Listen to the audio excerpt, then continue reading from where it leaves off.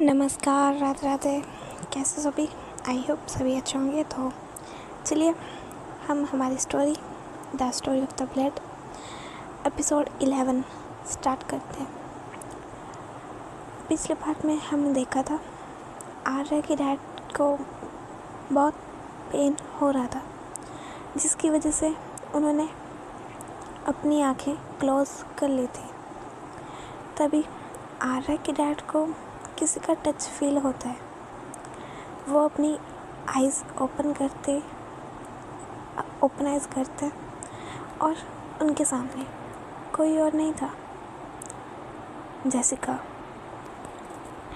जो थोड़ी बैठी हुई थी और आर्या के डैड को देख रही थी।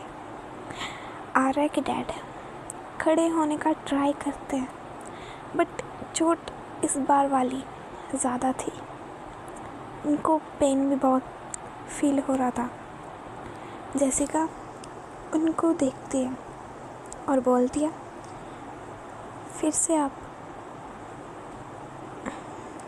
आर्या के डैड थोड़ा जेसिका से दूर होते हुए बोलते हैं, और क्या मैं तुमसे क्वेश्चन पूछ सकता हूँ कि तुम क्या कर रही हो?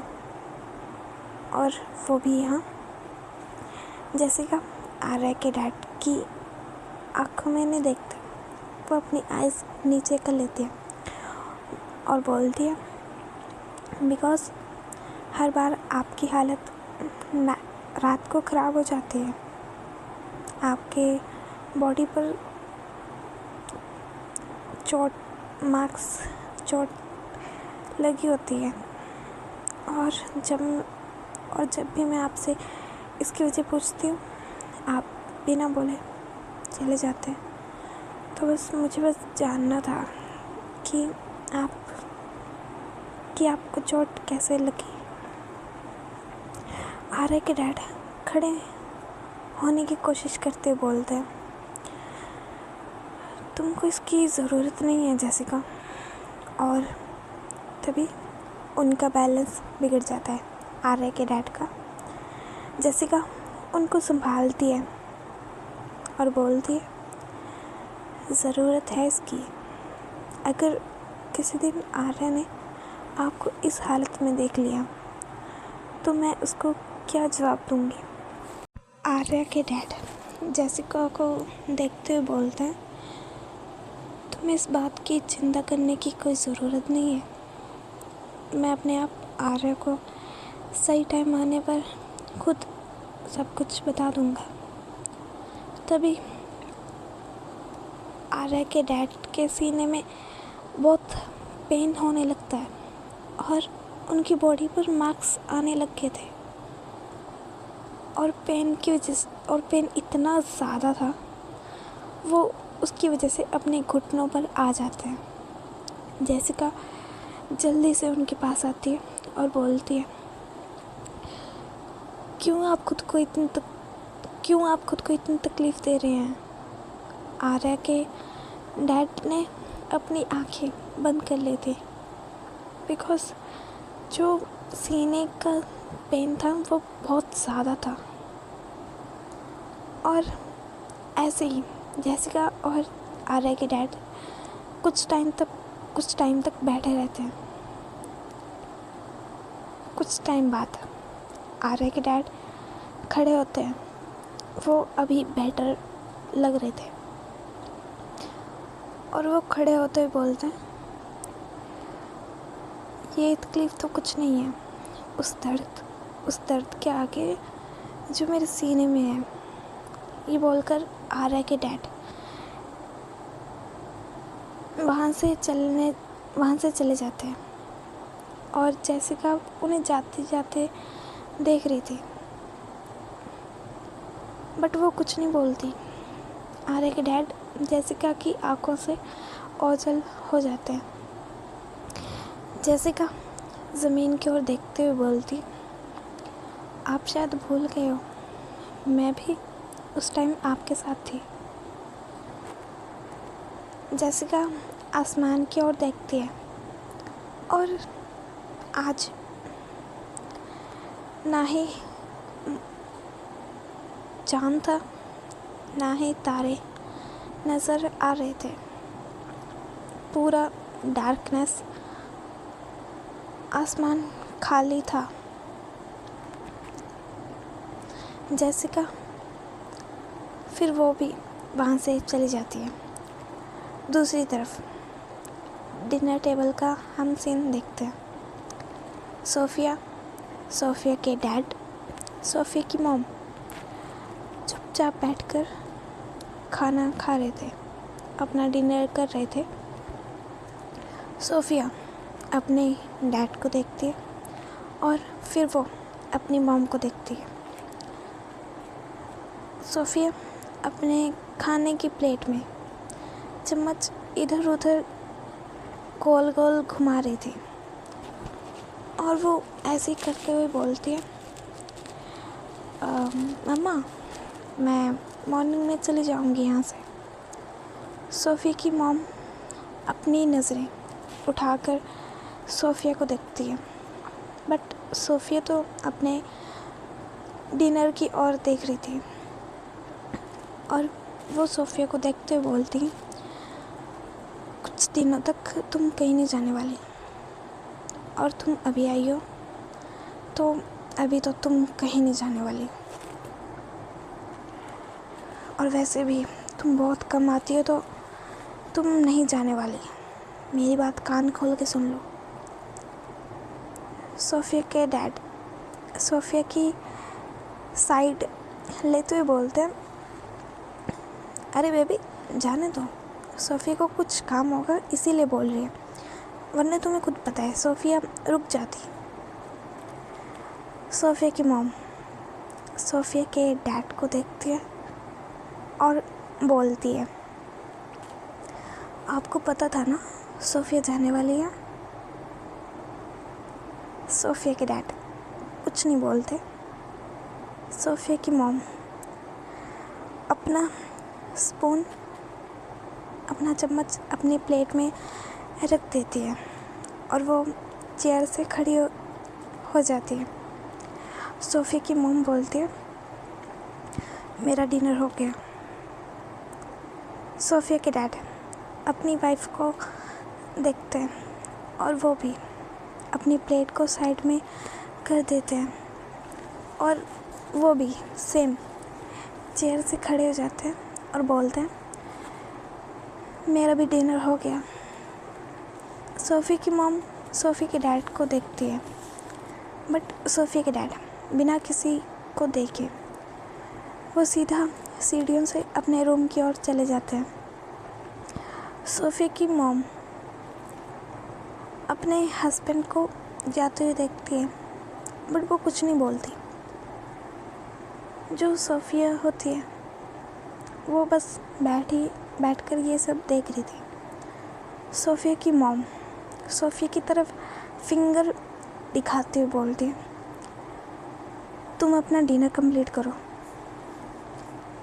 सोफिया अपनी मॉम को देखती है और बोलती है, मॉम डैड को आज कुछ ज़्यादा भूख लगी थी और वैसे भी उन्होंने मॉर्निंग में भी ब्रेकफास्ट नहीं किया था आई थिंक। सोफिया की मॉम सोफिया को देखते बोल दिया, तो मैंने कौन सा उनको बोला था कि आप डिनर मत करो, तुम्हारे पापा जाने।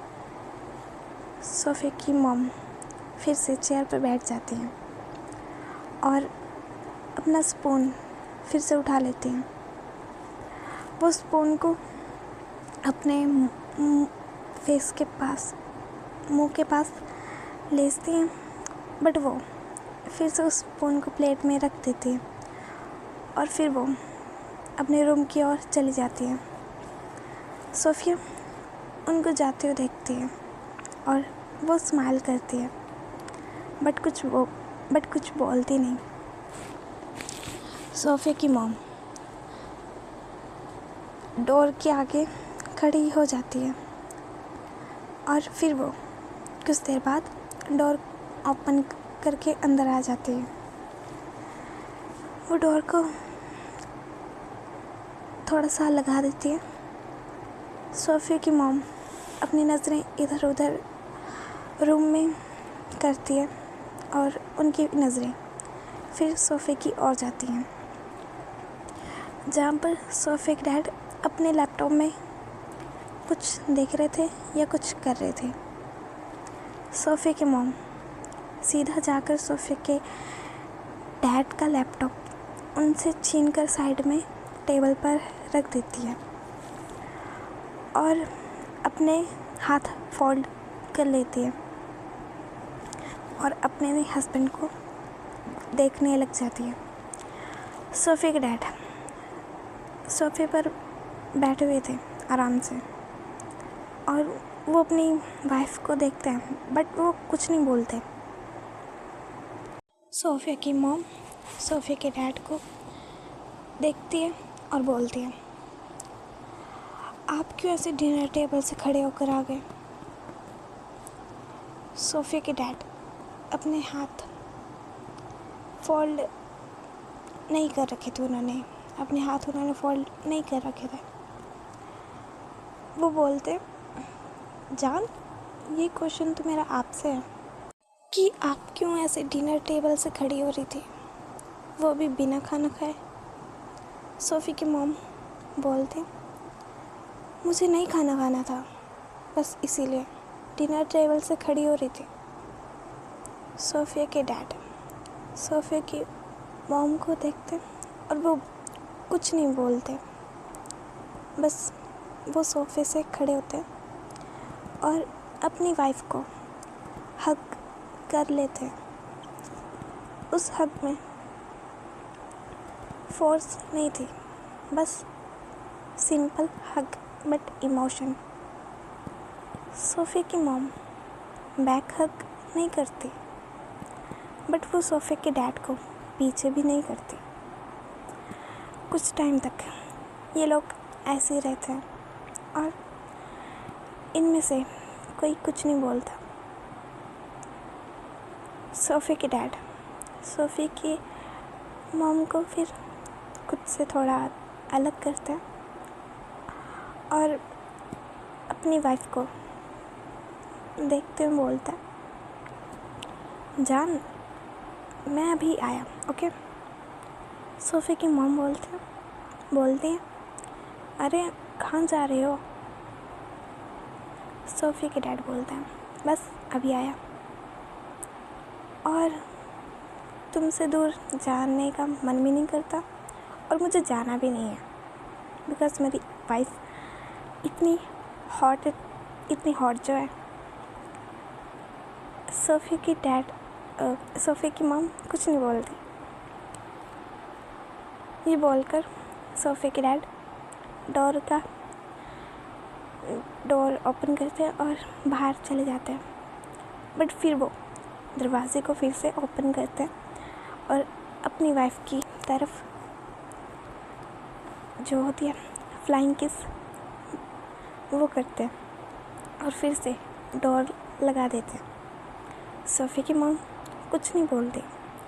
ये सब देखकर बस उनके फेस पर एक स्माइल थी कि होता ना कि अगर यार ऐसा लाइफ पार्टनर मिले, किसके मुंह पे किसके फेस पे स्माइल नहीं होती, ठीक है। तो सोफ़ी के डैड नीचे आते हैं और वो किचन की साइड जाते हैं जहाँ पे अब डिनर का सामान रख दिया गया था। बिकॉज़ सोफ़िया ने बोला था कि ठीक है, सोफ़िया ने बोला था। तो सोफ़ी के डैड किचन की तरफ जाते हैं और सोफ़ी के डैड के पीछे से वॉइस आती है, मान गई क्या? सोफ़ी के डैड पीछे मुड़ते हैं और उनके पीछे सोफ़िया खड़ी थी। सोफ़ी के डैड बोलते हैं, हाँ मान गई, और कुछ देर बाद तुम भी आ जाना। ये सब वो एक प्लेट में खाना डालते हुए बोलते हैं। सोफ़ी बोलती है, हाँ बस 10 मिनट में आ जाऊंगी। सोफ़िया के डैड अपनी प्लेट में चम्मच स्पून रखते बोलते हैं, नहीं, 10 मिनट बाद नहीं, तुम आधे घंटे बाद आना। तब तक मैं तुम्हारी मॉम का मूड भी अच्छा करने का ट्राई करता रहूँगा। सोफिया स्माइल करती है और बोलती है ओके और ऑल द बेस्ट। सोफिया के डैड स्माइल करते हैं और बोलते हैं इसकी मुझे आज बहुत ज़रूरत है। सोफिया के डैड फिर वो अपने रूम की ओर चले जाते हैं। सोफिया उनको जाते हुए देखती है और फिर वो एक रूम के आगे खड़ी हो जाती है। कुछ देर बाद वो एक रूम के आगे खड़ी हो जाती है। सोफिया एक लंबी सांस लेती है और डोर का दरवाज़ा ओपन करती है। उस रूम में पूरा अंधेरा, बिल्कुल अंधेरा। सोफिया दरवाज़ा अंदर से लॉक कर देती है। अंदर जाकर वो दरवाज़ा लॉक कर देती है और डोर के पास ही स्विच बोर्ड था लगा हुआ था। सोफिया लाइट ऑन करती है और फिर वो रूम की तरफ देखती है।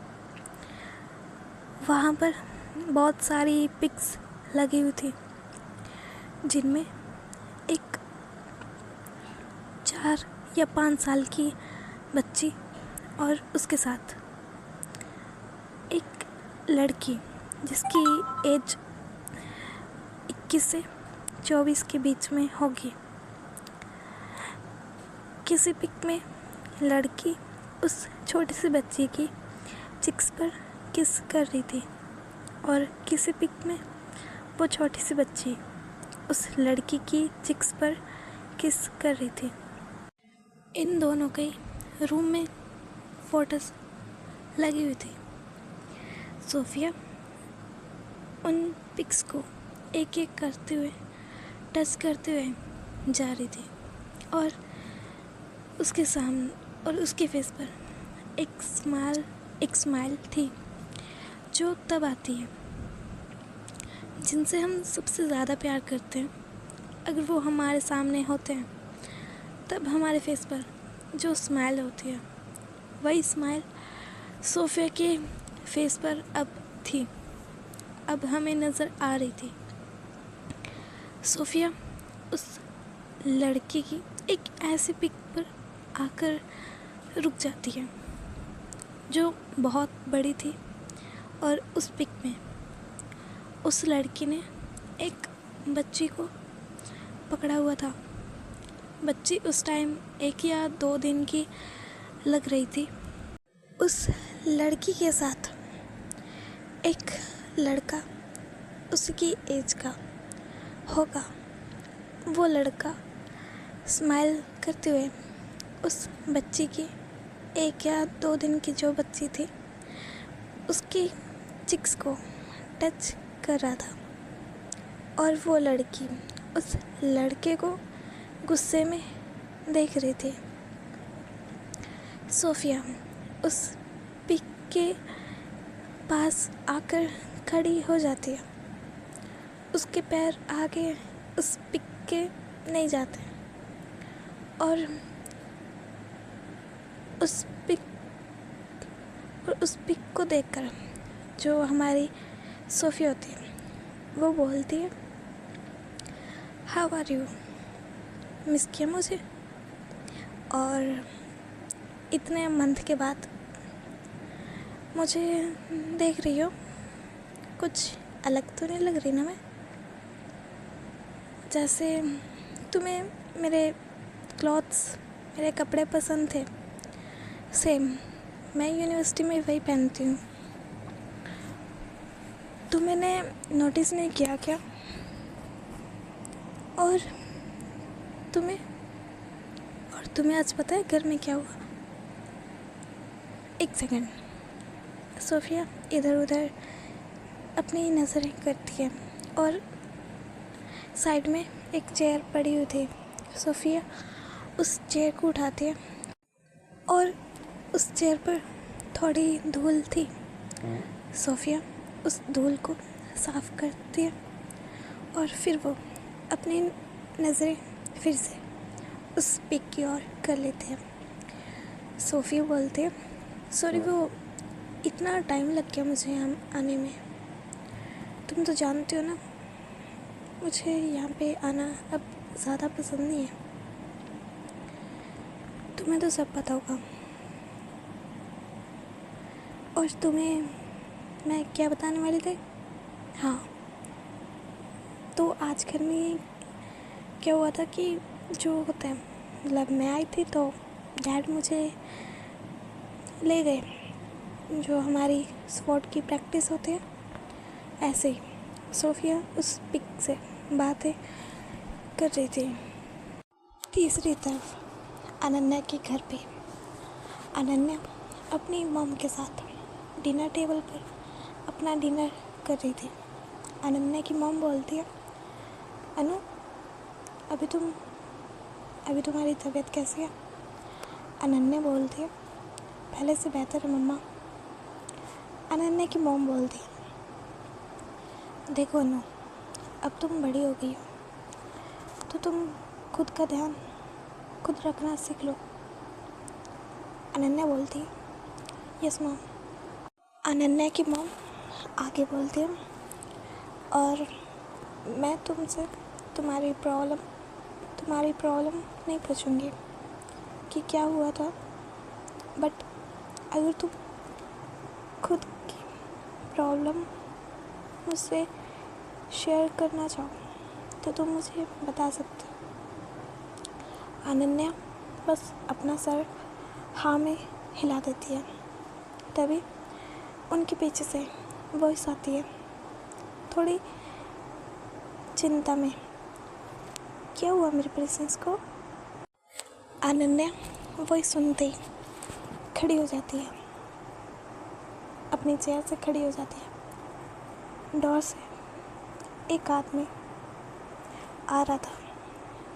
अनन्या जल्दी से भागकर उस आदमी के गले लग जाती है। वो आदमी भी अनन्या को गले लगा लेता है और फिर वो अनन्या के फेस को पकड़ते हुए बोलता, क्या हुआ प्रिंसेस? अनन्या बोलते, नथिंग पापा, जस्ट थोड़ा सा फीवर था। अनन्या की मॉम की आवाज़ आती है पीछे से, थोड़ा सा। और अनन्या की मॉम इनके पास आकर खड़ी हो जाती है। अनन्या की मॉम अनन्या का फेस देखते हुए बोलती है, ये अनु तुम्हें थोड़ा सा लग रहा है? फिर वो अनन्या के डैड की ओर देखते हैं और बोलती है, तुम्हारे प्रिंसेस को 103 बुखार था और ये इसे भी थोड़ा सा बोल रही है। अनन्या के डैड अनन्या को देखते हुए बोलता है, प्रिंसेस ये अच्छी बात नहीं है, और इसकी वजह से तुम्हारी मॉम और मुझे पता है तुम्हारी वजह से कितनी स्ट्रेस हो जाती है। अनन्या बोलती है, पापा आप और मॉम तो बस ऐसे स्ट्रेस लेते रहो, कुछ नहीं होता। अनन्या की मॉम बोलती है, ऐसे स्ट्रेस नहीं लेते, तुम्हारी हरकतें ही ऐसी हैं जिसकी वजह से ना चाहते हुए भी स्ट्रेस हो जाता है। अनन्या कुछ नहीं बोलती। अनन्या अपने पापा को देखते बोलती है, वैसे डैड आप तो मीटिंग के हिसाब से 2 दिन के बाद आने वाले थे ना, तो फिर आज कैसे? अनन्या की मॉम अपने हस्बैंड को देखते बोलते हैं, हाँ तुम तो 2 दिन बाद आने वाले थे ना। अनन्या के डैड बोलते हैं, वो मेरा जो पीए है ना, उसका बेटा अनन्या की यूनिवर्सिटी में पढ़ता है, तो उसके लड़के ने बताया होगा अपने पापा को, अपने डैड को। तो पीए जो मेरा पीए वो मुझसे पूछ रहा था कि आपकी बेटी कैसी है, कि आपकी बेटी की तबीयत कैसी है। और उससे मुझे पता चला मेरी प्रिंसेस की तबीयत ख़राब है। और सबसे बुरी बात, मुझे ये बात किसी दूसरे इंसान से पता लगी है, ना कि मेरी खुद की फैमिली से। और मुझे इस बात का बहुत बुरा लगा है कि मेरे घर के लोगों ने मुझसे बात छुपाते हैं। अनन्या बोलती है, इसीलिए तो नहीं बताया कि मेरी तबीयत ख़राब है, बिकॉज़ मुझे और मम्मा को पता है, अगर आपको मेरी तबीयत के बारे में पता लगता ना तो आप मीटिंग छोड़ के यहाँ पे सीधा चले आते। अनन्या के डैड बोलते हैं, तो क्या हुआ, मीटिंग तो बाद में भी होती रहेगी ना। बट ये गलत बात है कि तुम लोग मुझे कुछ नहीं बताते। अनन्या बोलती है, सॉरी, अब चलो आप साथ में डिनर करते हैं। अनन्या अपने डैड का हाथ पकड़ के चलने लग जाती है। अनन्या के डैड बोलते हैं, रुको ना, पहले मुझे फ्रेश तो होना दो, अभी तो आया हूँ। अनन्या बोलती है, ओके पापा, और ज़्यादा टाइम मत लगाना। अनन्या के डैड बोलते हैं, ओके, अब तुम मुझे जाने दोगी। अनन्या साइड में हो जाती है और बोलती है, जाइए आप। अनन्या के डैड फिर वहाँ से चले जाते हैं। तभी ड्राइवर आता है और अनन्या की मॉम के पास आकर बोलता है, मैम, सर का सामान कार में है अभी, आपको तो जाकर लाऊं। अनन्या की मॉम सीढ़ियों की ओर अपने हस्बैंड को जाते हुए देखते हैं और बोलते हैं थोड़ी लो टोन में, इतने बड़े हो गए हैं पर अपना सामान संभालना नहीं आया इनको। अनन्या की मॉम ड्राइवर की ओर देखती है जो अभी आया था और बोलते हैं, तुम सामान यहीं पे ला के रख दो। ड्राइवर वहाँ से जाने लगता है। फिर अनन्या की मॉम बोलते हैं, नहीं रहने दो, तुम पहले ही इतनी लॉन्ग ड्राइव करके आए हो तो थक गए होंगे। अनन्या की मॉम एक सर्वेंट को आवाज़ देती है और उसको बोलती है कि अनन्या के डैड का सामान रूम में रख दे जाके। कुछ देर बाद अनन्या के डैड डिनर टेबल पर आ जाते हैं। अनन्या उनको खाना सर्व करती है और ऐसे ही ये लोग अपना डिनर और बातें कर रहे होते हैं, बातें कंप्लीट करते हैं। चौथी तरफ इंडिया में शिवांशी के डैड और मॉम गार्डन में बैठकर बातें कर रहे थे। सोफिया की मॉम चाय का सिप लेते हुए बोलते हैं, वैसे मैंने आपका नाम यूज़ किया है। शिवांशी के डैड अपनी वाइफ को देखते हैं और बोलते हैं, तुम कर सकते हो, पर तुम मुझे ये बातें क्यों बता रही हो। शिवांशी की मॉम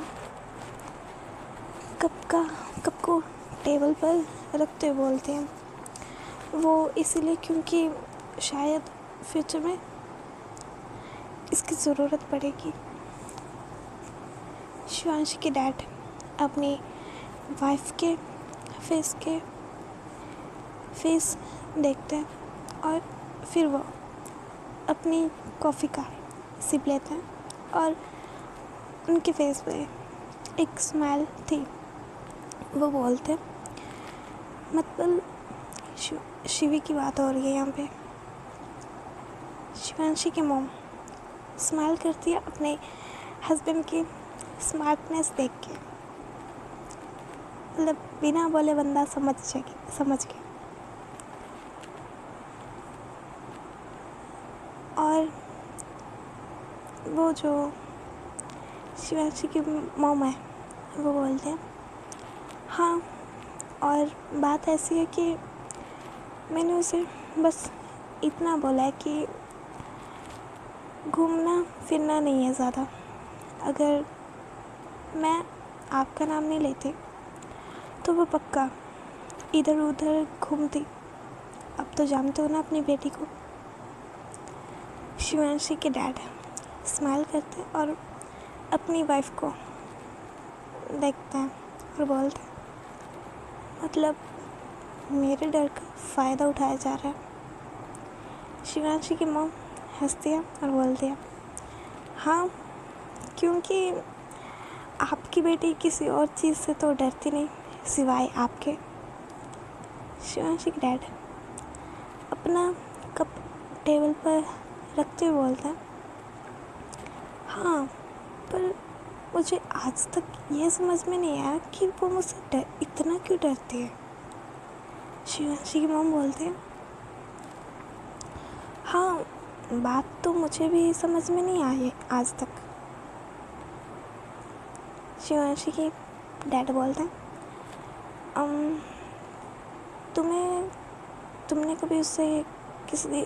तुमने कभी किसी दिन उससे पूछा इसके बारे में। शिवांशी की मॉम बोलती है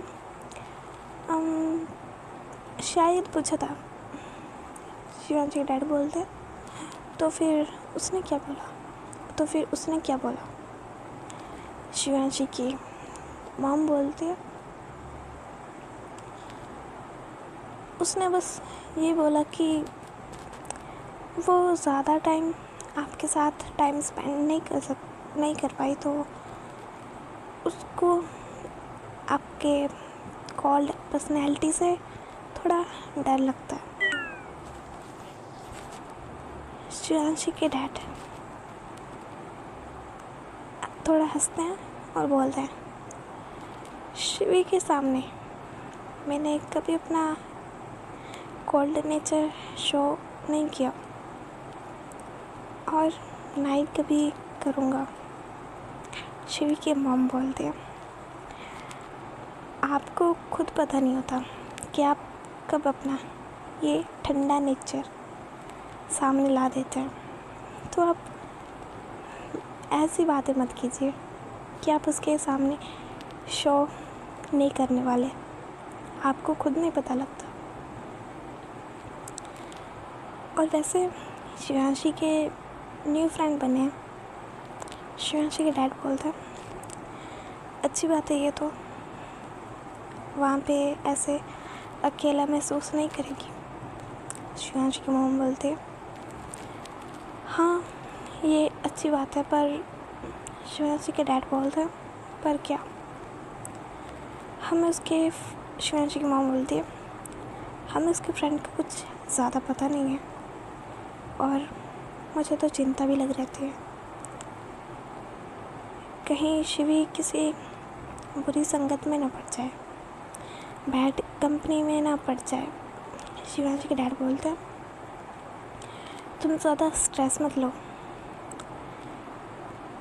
शिवी हमारी बड़ी समझदार है, शी इज़ इंटेलिजेंट।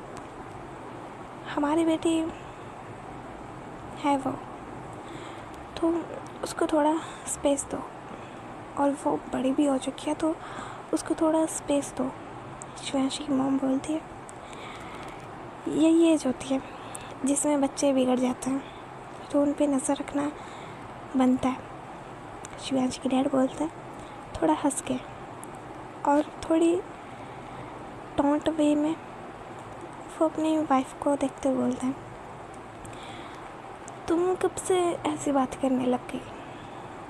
और वैसे किसी ने मुझे बोला था कि मैं अपनी बेटी को फुल फ्रीडम दूंगी, जहाँ वो बोलेगी वहाँ पे उसे रहने दूंगी। तो अब शिवांशी की मॉम बोलते हैं फ्रीडम का ये मतलब नहीं होता कि अपने बच्चे पर नज़र ही ना रखो, ये भी तो देखना पड़ता है कि वो कहीं बुरी संगत में न पड़ जाए। शिवांशी के डैड बोलते हैं अपनी वाइफ को देखते हुए, फ्रीडम देने का मतलब ये होता है कि अपने बच्चे पे ट्रस्ट करो, और मुझे नहीं लगता कि तुम्हें अपनी बेटी पे ट्रस्ट रहा है। क्यों? शिवांशी मॉम बोलती है, पता नहीं, बट मुझे बस डर लगता है उसके लिए। आपको तो पता है ना। शिवांशी के डैड बोलते हैं, डर डर के कब तक जिएंगे। शिवांशी की मम्मा कुछ नहीं बोलती, जो होती है शिवांशी की मम्मा वो बोलती हैं, अगर किसी दिन शिवांशी ने कोई गलती कर दी तो। शिवांशी के डैड बोलते हैं, मुझे नहीं लगता कि शिवांशी वहाँ पे जाके गलती करेगी। शिवांशी के मम्मा बोलते हैं, नहीं, अगर गलती कर दी तो। शिवांशी के डैड कुछ टाइम तक शांत हो जाते हैं। उसके बाद वो बोलते हैं, अगर शिवी ने कुछ गलत कर भी दिया तो मैं उसको ठीक करने में शिवी की मदद करूँगा। चाहे उसके लिए कुछ भी करना पड़े, मैं अपनी बेटी का साथ दूँगा। और दूसरी तरफ आर्या किसी से बातें कर रही थी। उसने हेडफोन अपने कानों में लगाए हुए थे। आर्या बोलती है, तो तुम यहाँ आने वाली हो? दूसरी तरफ से वॉइस आती है, हाँ क्यों, तुम्हें कोई प्रॉब्लम है क्या? आर्या बोलते हैं, नहीं, बट यहाँ तुम कभी नहीं आई। दूसरी तरफ से वॉइस आती है, तो तुम क्या चाहती हो, मैं इस बार भी ना आऊँ? आर्या बोलती है, मैंने ऐसा कब कहा? दूसरी तरफ से वॉइस आती है, आर्या यार, पहली बार तो मेरा मूड हुआ है आने का, और तू इसको प्लीज़ स्पॉइल मत कर। आर्या बोलती है, मैं तुम्हें यहाँ आने से रोक नहीं रही, बट तुम्हें यहाँ के हालात के बारे में पता है ना। दूसरी तरफ से वॉइस आती है, इसलिए तो मैं पहले आती नहीं थी। आर्या बोलती है, तो फिर अब क्यों आ रही हो? दूसरी तरफ से वॉइस आती है, आर्या तुम मुझे सीधा सीधा बोल दो ना कि तुम्हें मेरा यहाँ पे आना पसंद नहीं है, सीधा सीधा बोलो ना। आर्या बोलती है, ऐसी कोई बात नहीं है, और तुम फिर से फाइट करने लग जाओगी तो बाय। ये बोलकर आर्या कॉल कट कर देती है और अपने आप से बोलती है, ये यहाँ क्यों आ रही है, और वो भी इतने सालों के बाद। आर्या अपने हेडफोन निकाल देती है और साइड में टेबल पर रख देती है। तभी डोर पर नॉक होता है। आर्या बोलती है, आ जाएं, आ जाएं। डोर खुलता है और जैसिका अंदर आती है। जैसिका डोर का दरवाज़ा थोड़ा बंद कर देती है। आर्या जैसिका को देखती है। आर्या जैसिका को देखती है और बोलती है, कहिए, कुछ काम था क्या? जैसिका बोलती है, नहीं, बस तुम्हें देखने का मन किया तो आ गई। आर्या बोलती है, ओह ओके। जैसिका आर्या को देखते हुए बोलती है, आर्या तुम काफ़ी चेंज हो गई। आर्या तुम काफ़ी चेंज हो गई हो। आर्या जैसिका को देखते हुए अपने हाथ फोल्ड कर लेती है और जैसिका को देखते हुए बोलती है, आप भी तो चेंज हो गई हो। जैसिका आर्या को देखते हुए उसके थोड़ा करीब आती है, बट इनके बीच अभी भी डिस्टेंस था। और जेसिका बोलती है, आर्या, इंसानों के बीच घुल मिलने के लिए ये सब करना पड़ता है। आर्या बोलती है, मुझे नहीं लगता कि इंसानों के बीच घुलने मिलने के लिए ये सब करना पड़ता है। जेसिका बोलती है, वैसे तुम ये सब छोड़ो और मुझे ये बताओ। आर्या उसको जेसिका को देखती है कि क्या। जेसिका आगे बोलती है, जो तुम्हारे पास क्लास में वो लड़की बैठी थी, क्या नाम था उसका? हाँ, शिवांशी रहेजा, तुम उसको जानती हो क्या? आर्या बोलती है, नहीं, मैं उसे नहीं जानती, पर आप ये सब क्यों पूछ रही हो? जेसिका बोलती है, वो लड़की मुझे पता नहीं क्यों किसके जैसे लग रही है। आर्या जेसिका को देखते हुए थोड़ा पूछती है, क्वेश्चन मार्क करते हुए, किसके जैसे? जेसिका बोलती है, थोड़ा लो टोन में, बट आर्या को सुन सकता है इस वॉइस में। यही तो पता नहीं, बस पता नहीं क्यों लग रहा है ऐसा कि जैसे मैं उसे जानती हूँ। आर्या बोलती है, तो इसका मुझसे क्या लेना देना? जेसिका बोलती है, तुमसे इसका कुछ लेना देना नहीं है। वैसे लड़की में हिम्मत तो बहुत है। आर्या जेसिका को देखते बोलती है, वो कैसे? जेसिका हंसकर बोलती है, जब से मैं उस यूनिवर्सिटी में आई हूँ आज तक मैंने तुम्हारी साथ वाली सीट पर किसी को बैठे हुए नहीं देखा। लोग तुमसे डरते हैं और इसीलिए तुम्हें इग्नोर भी करते हैं, तुम्हें अवॉइड करते हैं। और बट आज पहली बार कोई इंसान तुम्हारे साथ वाली सीट पर बैठा था। आर्या अपने फ़ोन को उठाते हुए बोलती है, वो आपकी वाली क्लास हर बार फुल हो जाती है, इसलिए वो मेरे साथ बैठ गई थी, वरना वो भी किसी और के जैसे मुझे अवॉइड करना पसंद करती।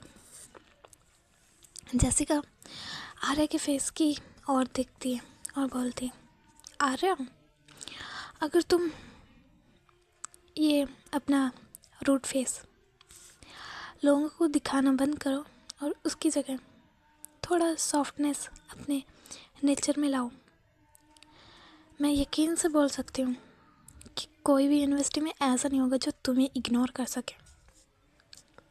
आर्या बोलती है, मुझे कोई शौक़ नहीं है इन इंसानों के लिए खुद को बदलने का। जेसिका बोलती है, आर्या, इंसानों के लिए थोड़ी सॉफ्टनेस अपने नेचर में लाओ, थोड़ा सा ट्राई करो सॉफ्ट बनने का। ऐसे तुम आगे जाके कभी लीडर नहीं बनने वाले। आर्या कुछ नहीं बोलती और जेसिका भी उस रूम से चली जाती है और अपने रूम में चली जाती है। आर्या धीरे से बोलती है, यही तो मुझे नहीं बनना और ना ही मैं बनना चाहती ज़िंदगी भर। मुझे नहीं बनना लीडर। और इसी के साथ आज का एपिसोड यहीं पे एंड करते हैं। आई होप सभी को अच्छा लगा। तुम लोग मुझे ये बताओ, तुम्हें अगली स्टोरी कैसी चाहिए? मतलब देखो, मेरे दिमाग में 2 स्टोरीज़ हैं। एक तो है जिसमें फ़ाइट होगी दो कंट्रीज़ के बीच, ठीक है, और उनमें कुछ लोग फंस जाएंगे, समझ रहे हो? और दूसरी फ़ाइट मतलब दूसरी कहानी, उसमें थोड़ी जो होती है हमारी सोसाइटी, उसका रियल फेस दिखेगा। तो तुम लोग बताना कि तुमको कैसी स्टोरी चाहिए, ठीक है। और मैं दोनों पे काम कर रही हूँ, बट एक ही स्टोरी आ सकती है, ठीक है। और ये तो मैं कंटिन्यू करती रहूँगी, बट वो वाली अपलोड होगी संडे को। बट अभी वो मैंने आधी लिखी है, पूरी नहीं लिखी, बट मैं सीधा पहले ही पूछ रही हूँ, ठीक है। तो फिर मैं अपना लिखने का काम उन पे स्टार्ट करूँगी और ये तो कंटिन्यू रहेगी, ठीक है। Bye bye, take care, see you soon.